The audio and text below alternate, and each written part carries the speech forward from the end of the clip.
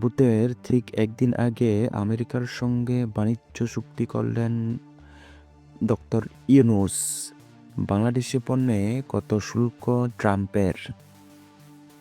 শূন্য পারস্পরিক শুল্ক পেতে বাংলাদেশ থেকে আসা কিছু টেক্সটাইল এবং পোশাক পণ্যের জন্য একটি বিকল্প মেকানিজম করার বার্তা দিয়েছে আমেরিকা। আগামী বৃহস্পতিবার 12 ফেব্রুয়ারি বাংলাদেশে সাধারণ নির্বাচন। তার ঠিক 3 দিন আগে আমেরিকার সঙ্গে বাণিজ্য চুক্তি, যার পোশাকি নাম পারস্পরিক শুল্ক চুক্তি, স্বাক্ষর করল মোহাম্মদ ইউনূসের অন্তর্বর্তী সরকার। ইউনূস এক্স পোস্টে লিখেছেন, সোমবার বাংলাদেশ এবং মার্কিন যুক্তরাষ্ট্র একটি পারস্পরিক শুল্ক চুক্তি স্বাক্ষর করেছে।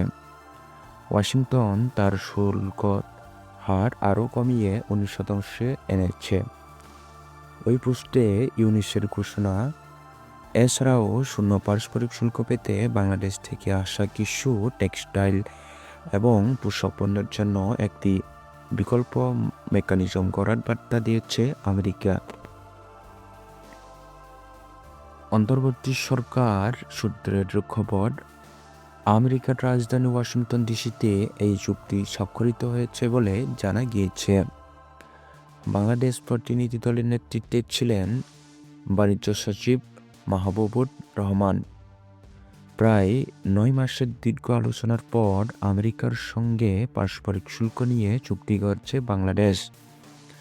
তাতে আগের চেয়ে শুল্ক হার কমেছে মাত্র 1%। কিন্তু সাধারণ নির্বাচনের আগে কেন অন্তর্বর্তী সরকার এই চুক্তি করল?